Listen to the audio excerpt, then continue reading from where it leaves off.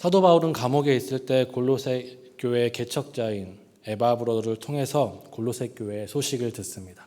그리고 그 소식을 듣고 감사하는 마음으로 골로새 교회에 편지를 씁니다.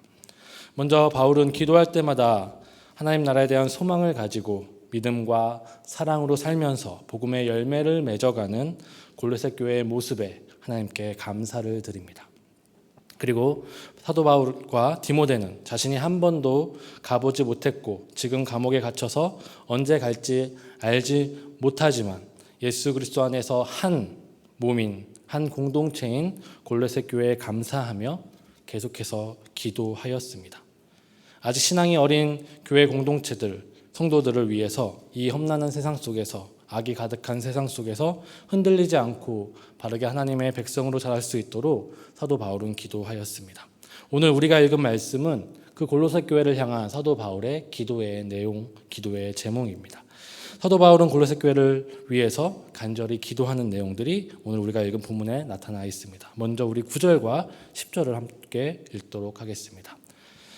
이로써 우리도 듣던 날부터 너희를 위하여 기도하기를 그치지 아니하고 구하노니 너희로 하여금 모든 신령한 지혜와 총명에 하나님의 뜻을 아는 것으로 채우게 하시고 주께 합당하게 행하여 범사에 기쁘시게 하고 모든 선한 일을 하나님의 아는 것에 잘하게 하시고. 아멘. 자, 여기 줄쳐 놓은 부분이 사도 바울의 기도의 내용, 가장 중요한 내용입니다. 너희로 하여금 모든 신령한 지혜와 총명에 하나님의 뜻을 아는 것으로 채우게 하시고 주께 합당하게 행하여 범사에 기쁘시게 하고. 네.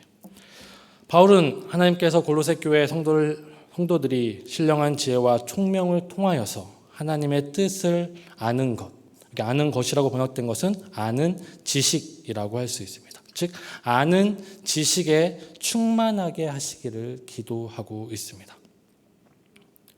그리고 이렇게 골로새 교회 성도들이 하나님의 뜻을 아는 지식으로 충만해져야 하는 이유에 대해서 계속해서 부연 설명하고 있는데 그것은 주께 합당하게 행하고 범사에 기쁘시게 하기 위함이라고 이야기하는 것이죠. 내용은 이것입니다. 사도 바울이 기도하는 것은 골로새 교회 성도들이 신령한 지혜와 총명 안에서 하나님의 뜻을 아는 지식으로 채우게, 아는 지식으로 충만하게 되는 것을 기도하고 있습니다. 그들이 충만해져야 하는 이유는 주께 합당히 행하고 범사에 기쁘시게 하기 위함이라는 것이죠. 즉 우리가 하나님의 뜻을 온전히 알 때 우리의 삶은 하나님께서 기뻐하시는 삶의 모습이 되어갈 거라는 거죠. 우리의 삶이 하나님이 기뻐하시는 모습이 되어가기 위해서는 우리의 삶 가운데, 우리의 신앙 가운데 하나님의 뜻을 아는 것으로 충만하게 채워져야 한다는 것입니다. 그러기 위해서 필요한 것은 신령한 지혜와 총명이라고 이야기합니다. 왜냐하면 우리가 하나님의 뜻을 아는 것은 알기 위해서 우리의 일반적인 지식, 논리로는 하나님의 뜻을 온전히 알 수 없기 때문입니다. 우리 삶 속에 나타난 하나님의 뜻을 우리의 지식으로 이해하기에는 너무나 어려운 부분들이 많이 있다라는 것이죠.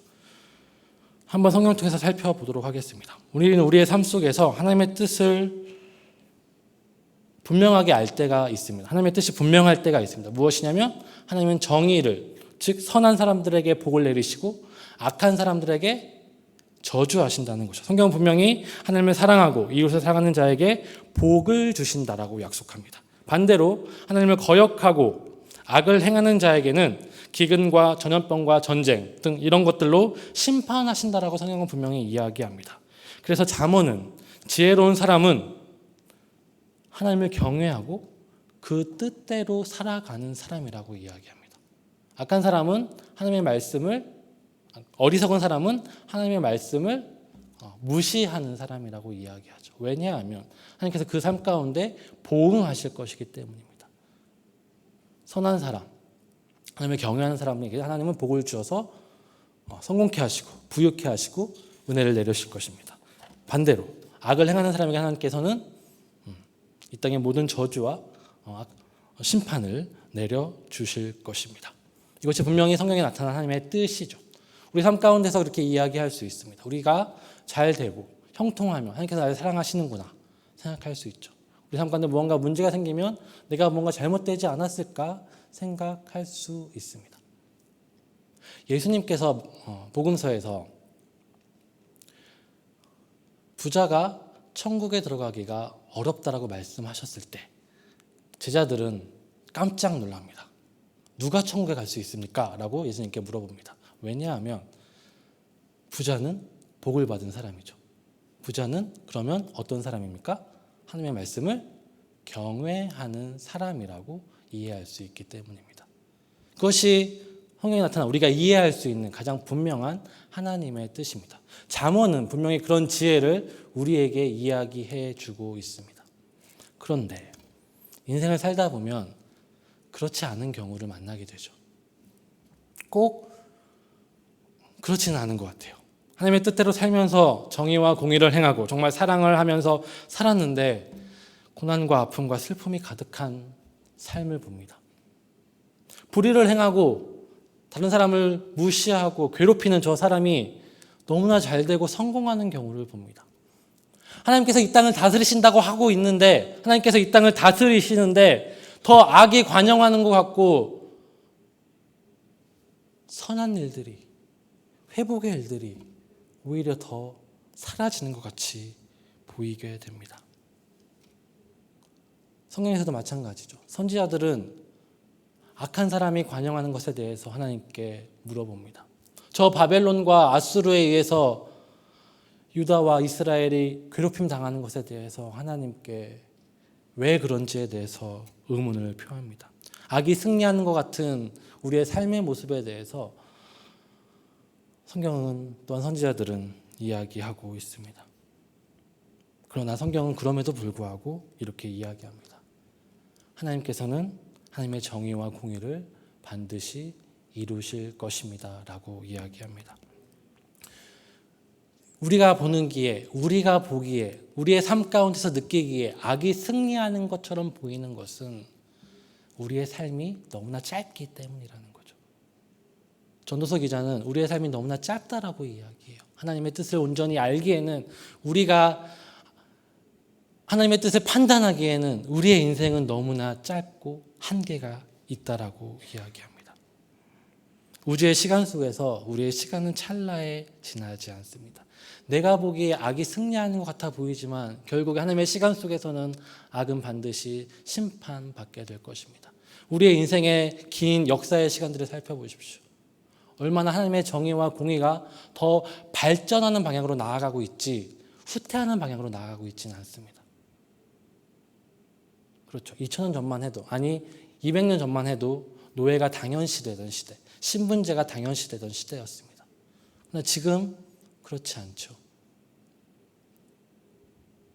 악은 승리하는 것 같아 보이지만 결국 악은 심판받게 될 것입니다. 그것이 성경이 우리에게 분명히 알려주고 있는 하나님의 뜻, 지혜입니다. 그런데 이것으로도 알 수 없는 하나님의 뜻이 있어요. 성경 속에는 도저히 이해할 수 없는 하나님의 섭리, 뜻이 있습니다. 바로 욥에 나타나는 하나님의 뜻입니다. 우리의 지식과 우리의 논리로는 욥이 왜 고난받는지에 대해서 몰라요. 그리고 욥이 왜 다시 그 모든 것이 회복되었는지에 대해서 알 수가 없어요. 욥기도 그것에 대해서 우리에게 설명해 주고 있지 않습니다. 욥에게 나타난 고난, 욥에게 나타난 어려움은 욥의 선과 악과 아무런 상관이 없었습니다. 욥의 친구들이 그런 선악의 개념으로, 잠언에 나타난 그런 지혜의 개념으로, 인간이 이해할 수 있는 하나님의 뜻의 개념으로 욥에게 잣대를 들이대었죠. 네가 그렇게 힘든 것은 죄를 지었기 때문이야. 네가 그렇게 고난받는 것은 네가 무언가 알지 못한 하나님께 죄를 지었기 때문이니까 회개하고 하나님께 예물을 드리고 돌이켜. 그러면 넌 다시 회복될 거야. 라고 욥의 친구들은 계속 이야기합니다. 근데 욥은 너무나 답답하죠. 나는 이런 벌을 받을 만한 잘못을 지은 적이 없는데, 나는 이런 고통을 받을 만한 하나님께 대적한 적이 없는데, 그런 욥의 모습을 보고 친구들은 더 어이가 없어하죠. 어떻게 인간이 죄가 없을 수 있느냐. 그러나 하나님은 욥의 친구들이 잘못되었음을 이야기하시죠. 욥의 고난은 욥의 죄 때문이 분명히 아니었던 것입니다. 욥의 잘못에 의한 보응이 아니셨고 심판이 아니셨습니다. 이제 욥은 하나님께 나아가서 물어봅니다. 왜 저는 이렇게 고난과 아픔 가운데 있는 것입니까? 왜 저에게 이런 슬픔과 어려움이 있는 것입니까? 그런데 하나님은 그것에 대해서 설명해 주지 않으십니다. 왜 욥에게 고난과 아픔이 있는지에 대해서 설명해 주지 않으십니다. 다만 하나님은, 그리고 욥기는 우리가 이해하지 못하는 하나님의 권능들에 대해서 이야기합니다. 우리 욥기 38장 1절, 2절, 3절, 4절 우리 같이 읽도록 하겠습니다. 그때 여호와께서 폭풍우 가운데서 욥에게 말씀하여 이르시되 무지한 말로 생각을 어둡게 하는 자가 누구냐? 너는 대장부처럼 허리를 묶고 내가 내게 묻는 것을 대답할지니라. 내가 땅에 기초를 놓을 때 내가 어디 있었느냐? 내가 깨달았거든 말할지니라. 이후에 38장은 계속해서 하나님께서 하나님의 이 창조 세계를 운행하시는 법에 대해서 말씀하고 있습니다.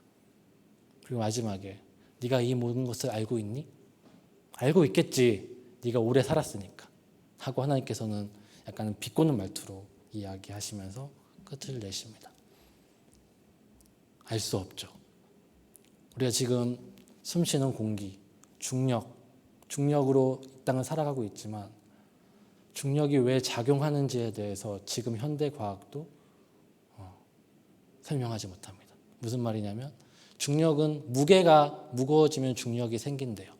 근데 그 무게가 무거워지면 중력이 왜 생기는지, 당기는 힘이 왜 생기는지 어떤 과학자도, 현대 과학도 설명하고 있지 못하다고 합니다. 당연히 중력 속에서 중력으로 말미암아 공기를 마시면서 살아가고 있는 우리지만 지금도 어떻게 하나님께서 이 세상을 운행하고 계신지에 대해서 어떤 사람도 확실하게 설명할 수 없다라는 것이죠. 욥의 시기뿐 아니라 지금도 마찬가지입니다. 창조 질서 중에 하나라도 욥은 이해하는 것이 없습니다. 우리도 마찬가지죠. 우리가 매일 경험하고 일상 속에서 보는 것들이지만 우리는 이해하지 못하고 당연한 것으로 지나가고 있습니다. 하나님은 그런 창조 세계를 운행하시고 섭리하시는 분입니다. 무슨 말입니까? 욥이 말하고 있는 것은 하나님께서 창조 세계를 어떻게 운행하시는지 우리가 이해할 수 없는 것처럼 우리의 삶 가운데 우리가 왜 고난받았는지, 우리 가운데 왜 악이 승리하는 것처럼 보이는지에 대해서 우리의 지식으로는 온전히 알지 못하다는 것이죠. 후에 하나님께서 말씀하십니다.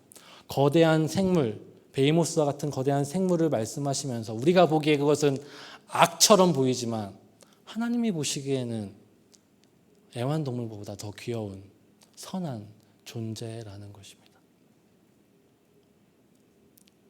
코로나로 한번 생각해 볼까요? 코로나가 우리에게는 재앙으로 다가왔습니다. 조금만 시각을 넓혀보면 이 자연세계에는 재앙일까요? 오히려 더 많은 동물들이 이전보다 더 행복해하는 것을 우리는 경험하고 있습니다. 우리의 눈으로 봤을 때, 우리의 시각으로 봤을 때 왜 이 일이 일어나는지 모르지만 분명히 우리가 기억해야 할 것, 하나님은 이 창조세계, 거대한 창조세계, 우리가 이해할 수 없는 거대한 창조세계를 운행하고 계시고 다스리고 계시고 그 우리가 알 수 있는 하나님의 뜻, 정의를 온전케 하시고 악을 심판하시는 그 온전한 뜻이 지금도 우리가 모르는 사이에 이루어져 가고 있다는 사실입니다. 성경이 우리에게 알려주는 하나님의 뜻이죠. 그러나 이것은 우리가 이해하지는 못하는 것 같아요. 머리로 이해하려고 할수록 머리가 너무나 아픈 것 같습니다. 그래서 바울은 하나님의 뜻을 알기 위해서 신령한 지혜와 총명을 주시기를 기도하고 있는 것 같습니다. 신령한 지혜와 총명을 통해 하나님의 뜻을 아는 지식에 충만해지기를 말씀하고 있는 것입니다. 그리고 그 이후에 사도 바울은 계속해서 이야기합니다. 우리가 하나님의 뜻을 아는 지식에 충만해져 갈 때 우리는 하나님을 아는 지식에 자라가고 모든 선한 것에 열매를 맺게 될 것입니다. 우리 10절 하반절 같이 읽도록 하겠습니다. 모든 선한 일에 열매를 맺게 하시며 하나님을 아는 것에 자라게 하시고. 아멘. 그래서 제가 이제 줄친 부분들 한 번 더 띄워주세요. 줄친 부분들이 이제 동사입니다. 동사 부분들을 강조하기 위해서 줄을 쳐놨습니다. 우리 한글 성경은 동사의 나열로 되어 있지만 이 동사 간에 선후 관계가 분명히 있습니다. 제가 설명해 드리는 방법이 동사의 선후 관계입니다. 즉 무슨 말이냐면 바울이 기도하는 것은 우리가 하나님의 뜻을 아는 지식에 충만해지기를 기도합니다. 그 충만해짐을 통해서 하나님의 뜻을 온전히 살아갈 수 있게 될 것입니다. 그리고 그 살아가는 그 모습들에 대해서 이제 4가지의 동사로 말해주고 있는데요. 열매 맺게 하시고 자라게 하시고 강하게 하시고 감사하게 하신다. 이렇게 이야기합니다. 먼저 사도 바울은 모든 선한 일에 열매 맺게 하시며 하나님을 아는 것에 자라게 하신다라고 이야기하고 있습니다. 본문의 순서를 보면 열매 맺는 것이 먼저 나오고 자라게 하는 것이 뒤에 나옵니다. 근데 원문을 제가 직역해서 읽어드리면 모든 선한 일에 열매 맺게 하시고 그리고 자라게 하시고 하나님을 아는 것에 라고 읽을 수 있습니다. 의도적으로 사도 바울은 열매 맺게와 자라게를 나열해서 두고 있죠. 열매 맺게 하시고 자라게 하시고 뭔가 이상하잖아요. 자라고 열매 맺는 게 맞겠죠. 그렇기 때문에 사도 바울에게 의도가 있는 것 같아요. 동사를 함께 배치함을 통해서 동사의 순서에 집중하게 합니다. 그래서 논리적인 순서는 하나님을 아는 것에 자라게 되고 그것을 통해 모든 선한 일에 열매 맺는다. 이것이 논리적인 순서가 맞는 것 같아요. 그런데 열매 맺는 것을 앞에 둠을 통해서 열매 맺는 것에 강조점을 두고 있습니다. 하나님의 뜻을 아는 것, 하나님을 알아가는 것에서 멈춰서는 안 되고 무엇이냐면 그 아는 지식은 열매 맺는 데까지 나아가야 한다는 것이죠. 우리가 하나님을 알아가면 알아갈수록 하나님의 뜻을 온전히 깨달으면 깨달을수록 우리의 삶 속에서 온전한 열매가 맺어지게 될 것입니다. 혹 하나님의 아는 지식 없이 행하는 선한 일은 분명한 한계에 직면합니다. 하나님을 아는 지식 없이 하는 선한 일은 불행히도 하나님이 보시기에 악한 일이 될 수도 있습니다. 한나 아렌트라는 철학자가 악의 평범성이라는 책을 쓴 적이 있습니다. 악의 평범성에 대해서 이야기한 것이죠. 악이라는 것은 너무나 드러나도록 우리가 인식하도록 우리에게 다가오는 것이 아니라 너무나 평범하게 우리 주변에 도사리고 있다는 것을 말해주고 있는 책입니다. 어디서 한나 아렌트가 그것을 깨달았냐면 홀로코스트를 기획한 독일군 장군이었던 아이히만이라는 사람의 재판을 보고 깨달았다고 합니다. 아이히만은 600만의 홀로코스트, 유대인 학살을 기획하고 총지휘했던 독일군 장교입니다. 근데 그가 잡혀서 이제 이스라엘 법정에 서게 되었습니다. 많은 사람들은 그가 악마와 같은 괴물이라고 생각했어요. 혹은 사이코패스라고 생각했습니다. 근데 많은 사람들, 특히 하나 아렌트라는 사람은 아이만을 보고 놀랐습니다. 그냥 평범한 할아버지였거든요. 그는 평범한 독일인 가장이었고 독일인 공무원이었고 군인이었습니다. 그는 그런 끔찍한 기획을 한 이후에 집에 돌아가서 가족들과 같이 밥 먹고 같이 야유회도 가고 놀러도 갔던 정말 좋은 아버지였던 것입니다. 그리고 남편이었죠. 그런데 그는 누구에게는 너무나 끔찍한 학살을 저지른 주범이기도 하였습니다. 그는 이렇게 이야기합니다. 나는 독일인으로서 내게 주어진 책무의 최선을 성실하게 행했을 뿐입니다. 라고 자신을 변호하였다고 합니다. 맞죠? 그는 독일인으로서 공무원으로서 자기에게 주어진 직무를 그냥 성실하게 행했을 뿐입니다. 그것이 악이라고 인식한 것이 아니라 인식하지도 못하고 그렇게 행동한 것이죠. 그러나 그가 독일인으로서 공무원으로서 본인에게 성실하게 행한 것이 이 세상에 또한 누군가에게 악한 일이었습니다. 하나님을 아는 지식 없이 선한 일은 이런 오류에 빠지게 됩니다. 우리 하나님을 온전히 알지 못한다면 하나님의 이 신령하신 뜻, 이 하나님의 뜻을 아는 지식에 충만하지 못하다면 우리가 평범한 삶을 살고 있음에도 불구하고 누군가에게 엄청난 악이 될 수 있습니다. 말씀드렸지만 200년 전, 300년 전만 해도 백인 신앙인들, 정말 믿음 좋은 신앙인들은 노예를 한두 명씩 데리고 있었습니다. 그것에 대해서 아무런 문제의식을 느끼지 못했습니다. 그들이 그렇게 살고 있을 때 윌리엄 윌버포스라는 사람, 그와 함께하는 사람들만이 그것이 잘못된 것임을 깨달았고 그것을 바꾸려고 노력하였습니다. 하나님을 아는 지식이 충만하다면, 그런 사람이라면, 하나님의 지식에 우리가 자라간다면 우리 삶 가운데 더욱더 온전한 선한 일들로 채워지게 될 것입니다. 두 번째로 하나님을 아는 지식에 충만한 사람은 고난과 아픔 속에서 모든 능력으로 강하게 될 것입니다. 우리 11절 보겠습니다. 그의 영광의 힘을 따라 모든 능력으로 능하게 하시며 기쁨으로 모든 견딤과 오래 참음에 이르게 하시고. 능하게 하시다가 동사로 사용되었습니다. 중요한 것은 우리가 능하게 되는 것이죠. 우리가 하나님을 아는 지식에 온전하게 채워진다면 우리는 강하게 될 것입니다. 그리고 그 지식을 통해서 모든 고난과 아픔 속에서 견딤과 오래 참음에 이르게 될 것입니다. 우리가 하나님의 뜻을 알 때 우리는 고난 가운데서 인내하며 이겨낼 수 있습니다.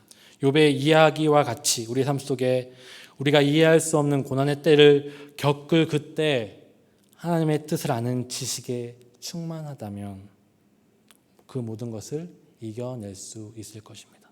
머리로 아는 지식이 아니에요. 신령한 지혜와 총명으로 알게 되는, 욥이 경험했던 그 하나님을 아는 지식으로 충만해질 때 어떠한 고난과 아픔에서도 우리는 이겨낼 수 있는 힘이 될 것입니다. 힘들고 어려울 때, 나에게 왜 이런 일이 일어났는지 이해할 수 없을 그때, 우리는 그 고난의 한가운데 있을 때 슬픔에 함몰되는 것이 아니라 하나님의 그 뜻을 신뢰하기에, 알기에, 그 뜻으로 말미암아 충만하기에 인내하며 참을 수 있는 것입니다. 시편 77편의 말씀은 이렇게 이야기합니다. 시인은 고난과 아픔 속에서 슬퍼하며 부르짖습니다. 하나님이 왜 자신을 돌보지 않는지에 대해서 불평하며 심지어 하나님의 능력에 대해서 의심합니다. 하나님의 오른손이, 긍하신 오른손이 능력이 없는 것이 아닌가라고 의심하기까지 합니다. 여기까지는 우리가 당하는 모든 고난과 아픔의 때인 것 같습니다. 여기서 사람은 두 가지로 나눠질 수 있는 것 같아요. 하나님은 계시지 않는다. 하나님은 허상이다. 라고 말할 수 있고, 하나는 시편 77편의 말씀처럼 하나님께 시선을 다시 한번 향해서 하나님의 그 능력과 지혜와 하나님의 그 뜻을 신뢰하는 것으로 나아갈 수 있는 것 같습니다. 고난의 그때, 아픔의 그때 우리의 지식이, 우리의 머리가, 우리의 논리가 움직이지 않을 그때 하나님께 나아갔을 때, 욥처럼 시편 77편의 기자처럼, 시인처럼 하나님께 나아갔을 때 하나님은 그를 하나님의 지혜의 하나님의 신령한 지혜와 총명으로 하나님을 아는 지식에 충만하게 해주셔서 하나님을 바라보게 해주시고 그 모든 고난과 아픔을 이기게 해줍니다. 시편 77편의 시인은 이후의 고백들을 통해서 이해하지 못하지만 하나님의 뜻 가운데, 하나님의 섭리 가운데 있음을 깨닫고 하나님을 신뢰하는 고백을 하고 있습니다. 마지막으로 하나님의 뜻을 아는 지식에 충만해지면 우리는 하나님이 주신 구원의 은혜를 온전히 감사할 수 있습니다. 골로새서 1장 12절 우리 같이 읽도록 하겠습니다. 우리로 하여금 빛 가운데서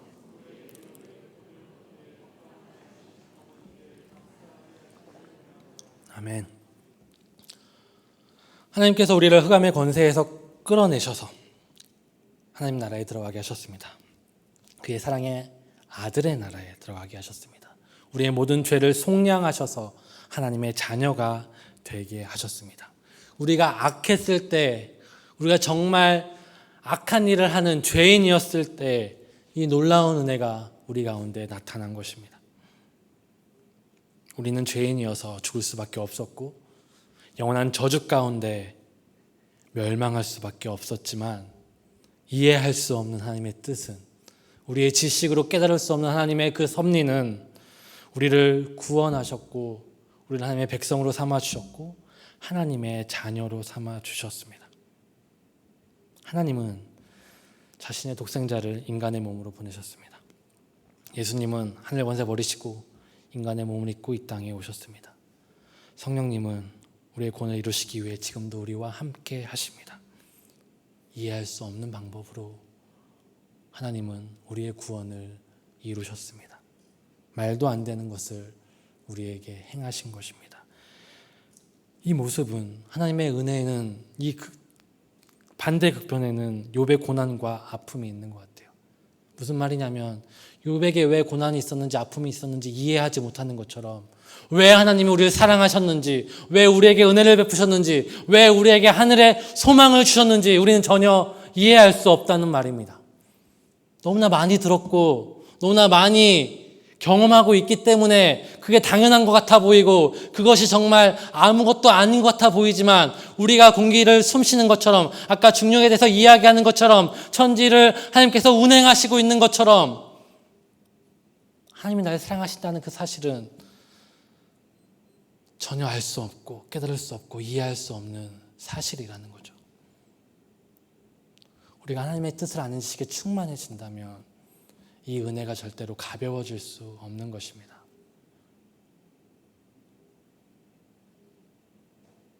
우리의 머리로, 우리의 생각으로 감히 깨달을 수 없고 이해할 수 없는 일들이 지금 이 자리에 앉아 계신 여러분 가운데, 저 가운데 일어나고 있고 나타나고 있고, 그 일들이 이 세상 가운데 확장되어 가고 있습니다. 우리의 머리로 은혜를 이해하려고 하니까, 우리의 논리로 이 성경을 이해하려고 하니까 하나님의 은혜가 값싼 것이 되어버리고, 감사하긴 하지만 그것이 진정한 감사가 아니라 헛된 감사가 되지 있지는 않은지 모르겠습니다. 사도 바울은 분명히 이야기하죠. 하나님의 아는 지식, 뜻을 아는 지식에 충만해진다면 우리가 온전하게 감사하게 될 것이라고 이야기하고 있습니다. 우리가 하나님의 뜻을 아는 지식에 충만하게 될 때